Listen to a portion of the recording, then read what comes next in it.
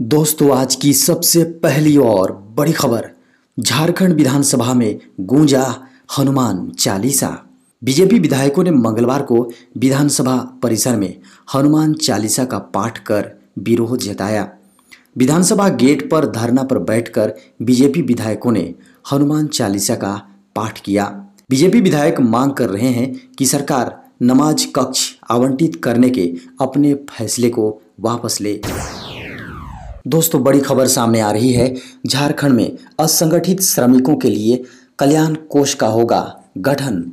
झारखंड में असंगठित श्रमिकों के लिए सामाजिक सुरक्षा बोर्ड का गठन होगा। कल्याण कोष में झारखंड सरकार एक मुश्त राशि देगी। इससे कई योजनाएं संचालित होंगी। इससे मजदूरों के लिए कल्याणकारी योजनाएं चलाई जाएंगी। इसका लाभ राज्य के निबंधित असंगठित मजदूरों को मिलेगा। राज्य सरकार ने इसके लिए सामाजिक सुरक्षा नियमावली लागू करने का फैसला लिया है। झारखंड हाईकोर्ट पहुंचा नमाज के लिए झारखंड विधानसभा में अलग कमरे का मामला। झारखंड विधानसभा में नमाज के लिए अलग कमरे का मामला अब झारखंड हाईकोर्ट पहुंच गया है। इसको लेकर मंगलवार को जनहित याचिका दायर की गई है। झारखंड विधानसभा में नमाज के लिए अलग कमरे का मामला को लेकर भैरव सिंह की ओर से यह याचिका दायर की गई है। इसमें इन्होंने विधानसभा स्पीकर की ओर से जारी आदेश को निरस्त करने की मांग की है। मामी भांजे का मिला शव, खुदकुशी की संभावना। कोडरमा में घर से भागे मामी और भांजे की शव बरामद की गई है। इस घटना के बाद परिजनों ने नवलशाही थाना क्षेत्र के पहाड़पुर वनपोक चौक को जाम कर दिया। परिजनों ने कहा कि वनपोक गांव के 17 वर्षीय सोनू साव नवलशाही गांव की मामी के साथ 3 सितंबर को फरार हुई थी। इसके बाद दोनों तरफ से 4 सितंबर को नवलशाही थाने में गुमशुदगी का मामला दर्ज कराया गया था। 2 दिन बाद 6 सितंबर को लड़के के परिजन को महिला की ओर से फोन से दोनों की मौत की खबर आई। दोस्तों, बड़ी खबर सामने आ रही है। 45,000 रुपये रिश्वत लेते धराया मांडू वीडियो। मंगलवार की सुबह मांडू ब्लॉक के वीडियो को 45,000 रुपये रिश्वत लेते हुए एसीबी की टीम ने रंगे हाथों गिरफ्तार किया है। एंटी करप्शन ब्यूरो की इस बड़ी कार्रवाई से पूरे जिले की बड़ी खबर बन गई है। बताया जा रहा है कि मांडू वीडियो के द्वारा सरकारी योजना में मुखिया से रिश्वत मांगी गई थी। इस मामले को लेकर चुम्बा पंचायत के मुखिया के बयान पर प्राथमिकी दर्ज हुई थी। बताया जा रहा है कि उनके पंचायत में जानवरों के लिए शेड का निर्माण होना था। इस योजना में 45,000 रुपये रिश्वत की मांग प्रखंड विकास पदाधिकारी ने की थी। आपको बता दें कि मंगलवार की सुबह मुखिया के द्वारा उनके आवास पर दी गई रकम के साथ प्रखंड विकास पदाधिकारी को गिरफ्तार किया गया है। झारखंड के मुख्यमंत्री श्री हेमंत सोरेन से भारतीय आदिवासी भूमिज समाज पोटका के प्रतिनिधि मंडल ने मुलाकात की। प्रतिनिधि मंडल ने भूमिज भाषा के लिए मैट्रिक व इंटर की परीक्षा में अलग कोड जारी करने, जेपीएससी की परीक्षाओं में भाषा को शामिल एवं स्थानीय स्तर पर पढ़ाई सुनिश्चित करने का आग्रह किया। झारखंड विधानसभा में 4,684.93 करोड़ का प्रथम अनुपूरक बजट पारित। झारखंड विधानसभा में मंगलवार को सदन ने 4,684.93 करोड़ का पहला अनुपूरक बजट और विनियोग विधेयक को ध्वनि मत से पारित कर दिया गया।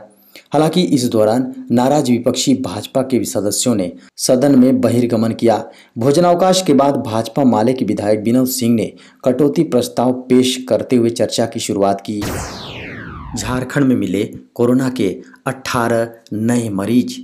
झारखंड में कोरोना के 18 नए केस मिले हैं। इन नए मरीजों में राजधानी रांची में सबसे अधिक 8 मरीज मिले हैं, जबकि पश्चिमी सिंहभूम चाईबासा से 6 मरीज मिले हैं। पूर्वी सिंहभूम जमशेदपुर से 3 और साहेबगंज से 1 नए मरीज की पहचान की गई है।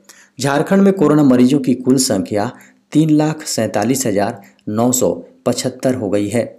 इनमें से 3,42,716 मरीज ठीक हो चुके हैं। झारखंड में 5,133 मरीजों की मौत हो गई है। उधर कोरोना का पता लगाने के लिए जांच का काम जारी है। झारखंड में खुल सकते हैं धार्मिक स्थल और 5 से ऊपर की कक्षाएं। झारखंड में कोरोना गाइडलाइन में कुछ ढील दिए जाने की संभावना है। बुधवार को इस संबंध में झारखंड राज्य आपदा प्रबंधन प्राधिकार की बैठक मुख्यमंत्री हेमंत सोरेन की अध्यक्षता में होगी। इसमें कोरोना से संबंधित छूट देने पर चर्चा होगी। ऐसे में संभावना जताई जा रही है कि कक्षा 5 से लेकर कक्षा 10 तक के स्कूल खोले जाएंगे। इसके अलावा मंदिर, मस्जिद समेत तमाम धार्मिक स्थल भी कोरोना वायरस गाइडलाइंस के अनुरूप खोले जाएंगे। इस संबंध में कांग्रेस के विधायक भी सोमवार को मुख्यमंत्री से मिले थे। उनसे आग्रह किया था कि राज्य के धार्मिक स्थलों को खोला जाए। सुप्रीम कोर्ट ने झारखंड में बाबा बैद्यनाथ ज्योतिर्लिंग मंदिर और बाबा बासुकीनाथ मंदिर खोलने के मामले में जल्द सुनवाई से इनकार कर दिया है। सुप्रीम कोर्ट में दाखिल अर्जी के मामले पर जल्द सुनवाई की मांग की गई थी। बाबा बैद्यनाथ ज्योतिर्लिंग मंदिर के पुजारियों के समूह पांडा धर्म रक्षिणी सभा ने सुप्रीम कोर्ट में यह अर्जी दाखिल की थी। कोर्ट में दाखिल याचिका में आवश्यक दिशा निर्देश के साथ सुल्तानगंज बिहार से एकत्रित किए गए गंगा जल के साथ बाबा बैद्यनाथ ज्योतिर्लिंग मंदिर के पंडा और पुजारियों को श्रावण के महीने के दौरान पारंपरिक श्रावण पूजा करने की अनुमति देने की मांग की गई थी। लेकिन याचिका सुनवाई के लिए आई तो श्रावण मास समाप्त हुए 15 दिन बीत चुके हैं। मंदिर खोलने के मामले में सुप्रीम कोर्ट ने जल्द सुनवाई से इनकार करते हुए कहा कि परिस्थिति के अनुसार राज्य सरकार को फैसला करने का हक है। आज होगी प्रधानमंत्री नरेंद्र मोदी की अध्यक्षता में कैबिनेट की अहम बैठक। मीडिया से मिली खबरों के अनुसार टेलीकॉम सेक्टर के लिए केंद्र सरकार बड़ा ऐलान कर सकती है। आज होने वाली कैबिनेट बैठक में राहत पैकेज का ऐलान हो सकता है। आपको बता दें कि देश में कुछ टेलीकॉम कंपनियां इस समय वित्तीय संकट का सामना कर रही हैं। वहीं एजीआर बकाया मामले पर सुप्रीम कोर्ट के फैसले के बाद दो प्रमुख टेलीकॉम कंपनियों खासकर वोडाफोन आइडिया और भारती एयरटेल की मुश्किलें खड़ी हो गई हैं। वोडाफोन आइडिया पर कुल लगभग 1.9 लाख करोड़ रुपए का कर्ज है। उस पर डेफर्ड स्पेक्ट्रम के रूप में 96,270 करोड़ रुपए और एजीआर देनदारी के रूप में 60,960 करोड़ रुपए का बकाया है। खबरों के अनुसार केंद्र सरकार टेलीकॉम सेक्टर के लिए एक लंबी अवधि के राहत पैकेज की योजना बना रही है। अब ड्राइविंग लाइसेंस आरसी 30 सितंबर 2021 तक रहेंगे वैलिड। अगर आपका ड्राइविंग लाइसेंस या रजिस्ट्रेशन सर्टिफिकेट या फिर फिटनेस सर्टिफिकेट समेत दूसरे मोटर व्हीकल डॉक्यूमेंट्स की वैलिडिटी समाप्त हो रही है या खत्म हो चुकी है तो आपको घबराने की ज़रूरत नहीं है। आपको बता दें कि इस महीने के आखिरी तक इसको रिन्यू करवा सकते हैं। सरकार ने आदेश जारी किया था कि कोरोना महामारी की दूसरी लहर को ध्यान में रखते हुए ये सभी डॉक्यूमेंट्स 30 सितंबर तक मान्य रहेंगे। पहले ये सभी डॉक्यूमेंट्स की वैधता 30 जून को खत्म हो रही थी। सरकार के इस कदम से करोड़ों लोगों को बड़ी राहत मिलेगी। सड़क और परिवहन मंत्रालय की ओर से जारी आदेश के अनुसार ये डॉक्यूमेंट्स जो 1 फरवरी 2020 को एक्सपायर हो गए थे और लॉकडाउन प्रतिबंधों के चलते रिन्यू नहीं हो पाए, अब इनको 30 सितंबर 2021 तक वैध माना जाएगा। मंत्रालय की ओर से सभी संबंधित विभागों के इस बारे में संबंधित विभागों को इस बारे में आदेश जारी कर दिया गया है। देश में पिछले 24 घंटों में 31,222 नए मामले, 290 की कोरोना से मौत। स्वास्थ्य मंत्रालय की ओर से जारी ताज़ा आंकड़ों के अनुसार पिछले 24 घंटों में कोरोना के 31,222 नए मामले सामने आए हैं, जबकि 42,942 लोग कोरोना से ठीक होकर हॉस्पिटल से डिस्चार्ज हो गए हैं। कोरोना से पिछले 24 घंटों में 290 लोगों की मौत हुई है। इसके साथ ही देश में कोरोना के कुल सक्रिय मामलों की बात करें तो यह संख्या 3,92,864 है, जबकि अभी तक कोरोना से देश भर में 4,41,042 लोगों की मौत हो चुकी है। वहीं महाराष्ट्र में कोरोना का सबसे अधिक खतरा अभी भी बना हुआ है। देश में पिछले 24 घंटों में जितने कोरोना के मामले सामने आए हैं उसमें से लगभग 1/3 मामले केरल से आए हैं। केरल में पिछले 24 घंटों में कोरोना के 19,688 मामले सामने आए हैं, जबकि 135 लोगों की कोरोना से मौत हुई है। प्रधानमंत्री नरेंद्र मोदी ने किया शिक्षक पर्व 2021 का उद्घाटन। प्रधानमंत्री नरेंद्र मोदी ने मंगलवार यानी 7 सितंबर को शिक्षक पर्व 2021 का उद्घाटन किया। इस दौरान प्रधानमंत्री ने देश के तमाम शिक्षकों और अभिभावकों को भी संबोधित किया। कोरोना के कारण इस कार्यक्रम को वीडियो कॉन्फ्रेंसिंग के जरिए करना पड़ा।